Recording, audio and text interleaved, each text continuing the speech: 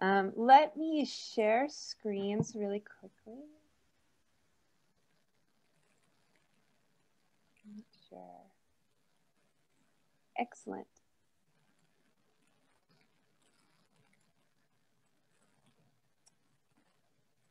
Okay. Well, with that, I will get started.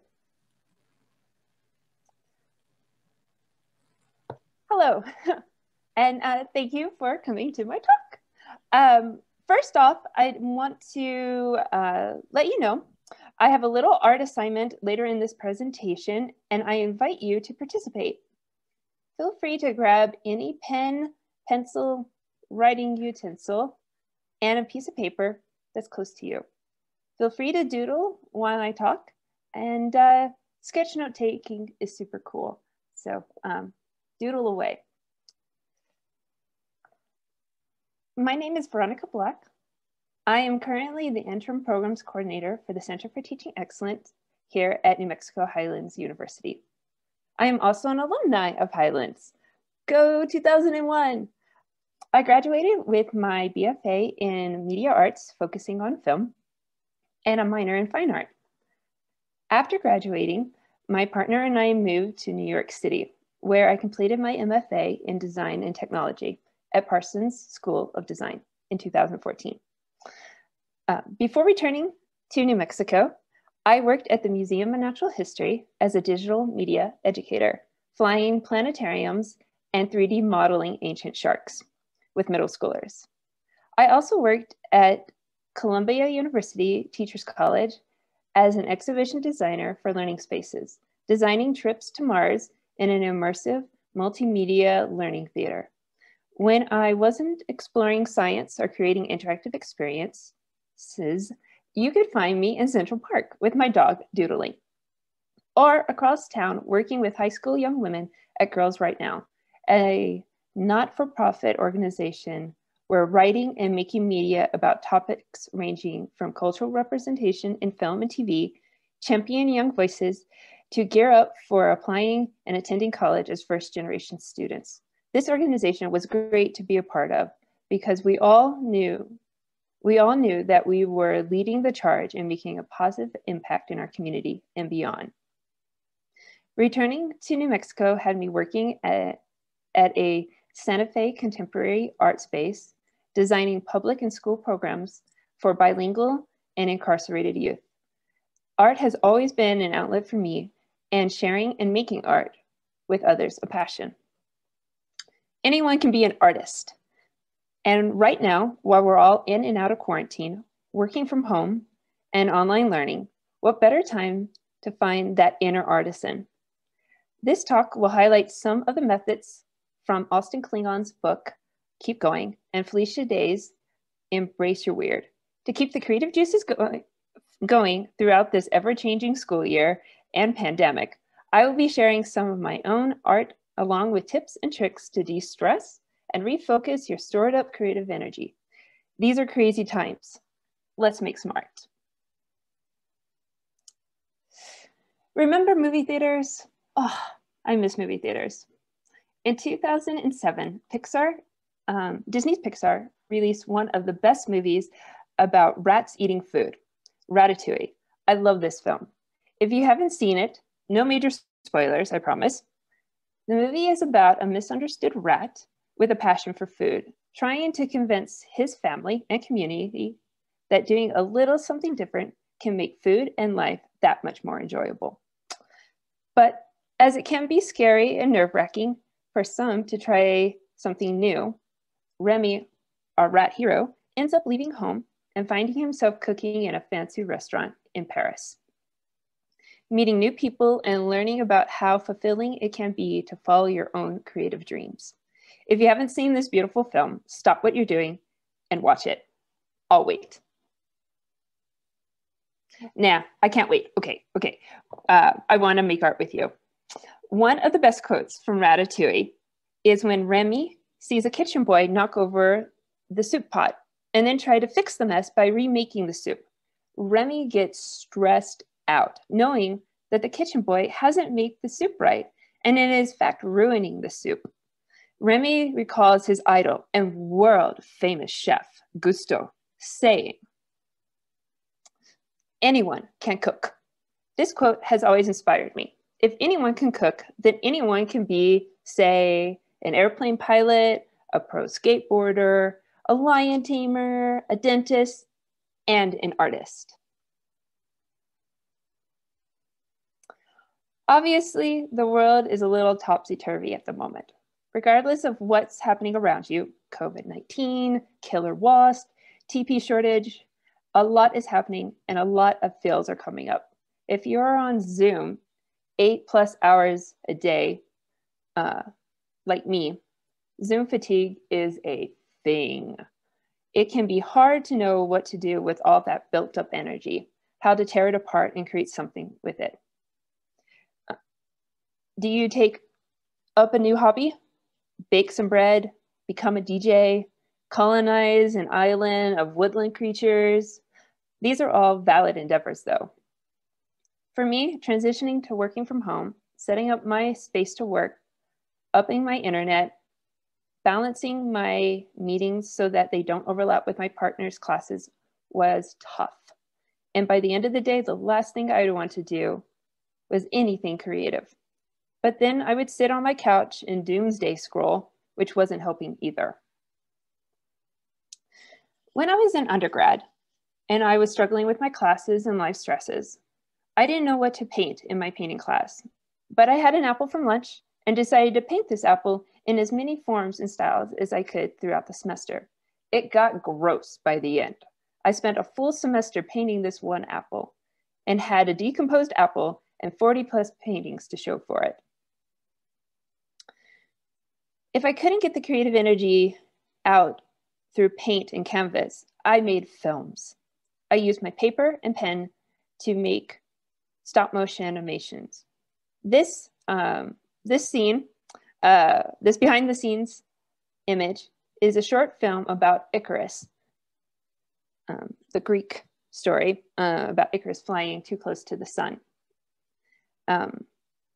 This film went on to feature in several film festivals, actually. When I worked on my MFA thesis, I changed up my medium completely. I was learning about making wearable tech. My MFA thesis is a series of wearable garments made of food. My thesis paper ended up getting published, and I presented my work at a conference in Spain. These projects, for me, demonstrate how when my creativity was struggling to find meaning, I took what I had laying around and made something from it, not knowing where it would lead me.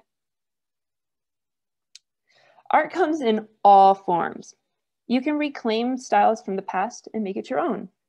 I journeyed back to a skill my grandmother taught me and created a series of needle points with my own spin on it. And this is an example.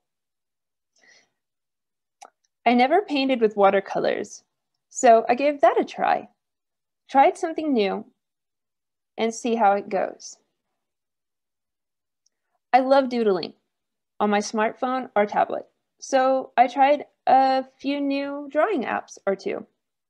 When I lived in New York and rode the subway, doodling on my phone was the best. It never failed that a spark of creativity would hit me right in the middle of rush hour, and having a doodle app helped me get that idea out of my head. Writing is not my strongest skill, but in the time of Corona, making and sending letters was a good way for me to share some of my creative energy. I love trying new food, but with restaurants being closed and outside only, I ventured to try and make sushi. It's an art form. All of these are art forms. But how do you get started in doing something like this? By mid-April, 2 books landed on my desk, gifts from my partner. These 2 books are about finding what makes you, you, and unleashing your creativity in whatever form that is for you. In Embracing Your Weird, the author Felicia Day, a producer, actress, TV writer, and award-winning web series creator of The Guild is awesome. Totally watch it. It's on Netflix. Day takes you on a journey to find, rekindle, and expand your creative passions. Felicity takes you on a narrative journey of how she lost her creative juices and needed to change up the way she embraced her passion. She leads you through a series of assignments, explorations, and maybe a little chaos to rediscover what being creative means to you. All right, I drew a horse in space. This is that. Now here's the interactive part of this presentation. If you want to, you can take a crack at drawing a horse in space too. This has to be the worst drawing of a horse in space though. Do not cheat. It cannot be something like Van Gogh. This has to be bad. And this is for you. There's no show and tell, but this is just a moment for you to just kind of be a part of the creative journey that we're on today. Felicia describes these types of exercise as it's okay to suck, because sometimes when you sit down to create, you freeze up. You lock yourself in your head, especially when so much is going on around you. Taking the time to do something for yourself can seem even harder or even meaningless. That's why doing something deliberately terrible is fun. It can help you find meaning and what makes you happy. Austin Klingon is a writer who draws and is best-selling author of a trilogy of illustrated books about creating in a digital age. Check them out. They're all really cool. And keep going. Klingon knows the world is crazy. Creative work is hard. How do you keep going? He seeks to answer that for you in this book. Klingon wrote this book because, like many creative folks out there, he was burnt out.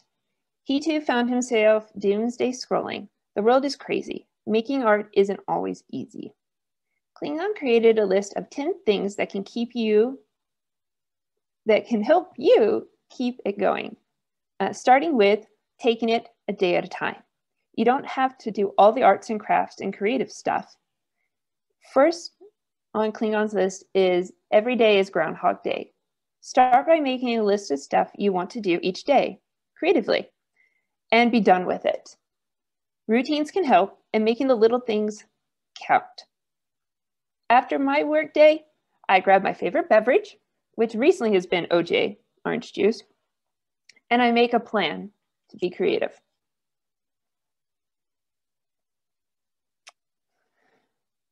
What came from that plan is I harkened back to my undergrad and grad school printmaking classes to put my creative energy into my lost passion.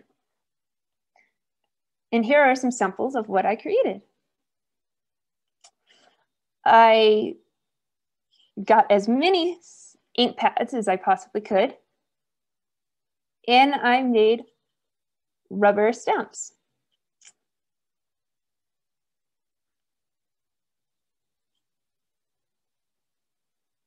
And I just created different cards and illustrations using those stamps. And I ended up sending them to a lot of my friends. I used a lot of the wine cork bottles from all the wine that I was probably drinking. But it was a really great way of creating something new during this time.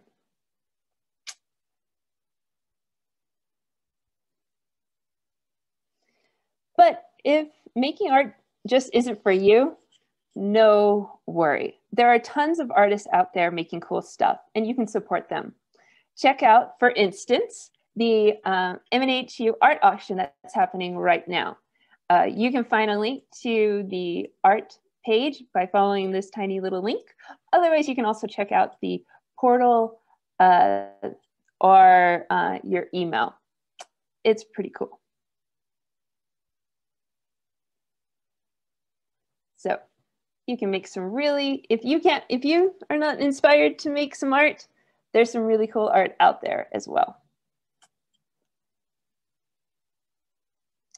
And with that, I would like to thank Corey and Renee for being here today. And thanks to the other members of the NMHU Foundation, the Homecoming Committee, and Julia Solomon for inviting me to share my weird art with you and why I think everyone can be an artist and why not do some cool art during a pandemic. So thank you very much. Thank you, Veronica. Oh, camera. Woohoo! Thank you, Veronica. Thank you. Thank I you. drew a crappy horse in space. It's awesome. Let me see. Okay. Can you hold it up? Yeah, let me get it back up. Where'd you go, crappy horse in space? Here you are.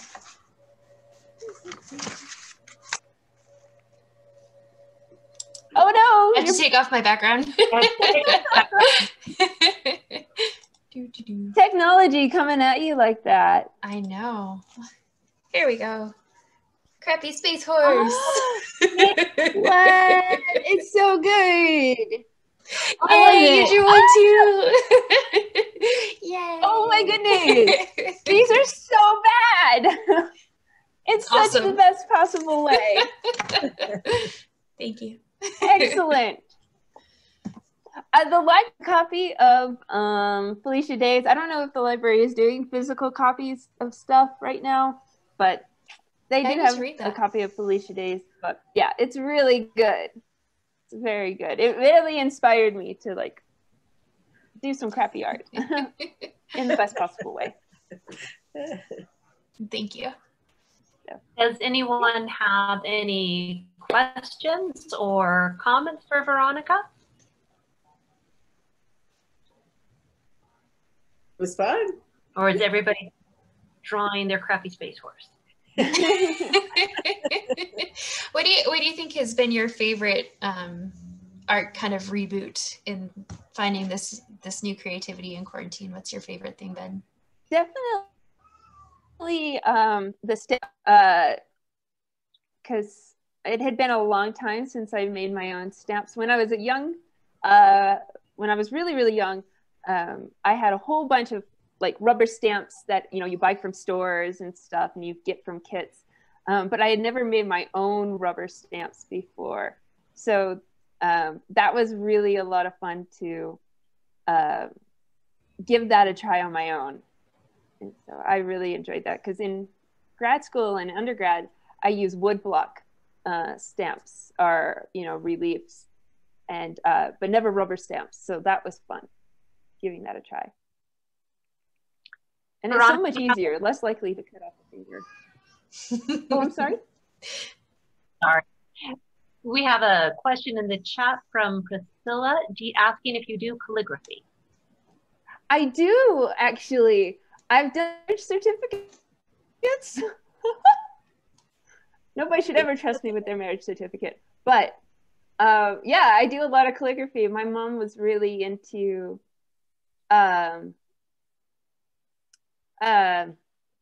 penmanship, and so she taught me how to do calligraphy. And Carlene says she is working on a t-shirt design for a contest. Oh, very cool. I just got a brand new sewing machine, so I'm hoping to sew and design some t-shirts too, my very own. So maybe that will be my next talk, how to make like weird art with a sewing machine. Because that could work. That could work. Yeah. Priscilla says that, yay, maybe you can do a power of service when COVID goes away. I could totally do that. The staff senate has a button maker. I really want us to make like buttons as soon as we're done with COVID. Everybody can make their own little like pieces of flair. So definitely. We should do fun stuff. I approve of this. And Julie Salmon also says that we have a button maker, which is true. We do have a button maker in the basement somewhere. Oh my goodness, it's a button making party. That's just going to be it. We're going to have cupcakes and buttons. It's going to be great. We can do that. We should be. Yeah, we should totally do that. You guys should Excellent. also check out the Edible Book Festival. There's some cool stuff in that people have. Yeah. That's true. And today is the last day for voting. Yeah, I voted So, yesterday. I voted. Okay. Yeah. Okay, I'm gonna jump off and go vote. Yes, do. There's a lot of good pieces. Very clever.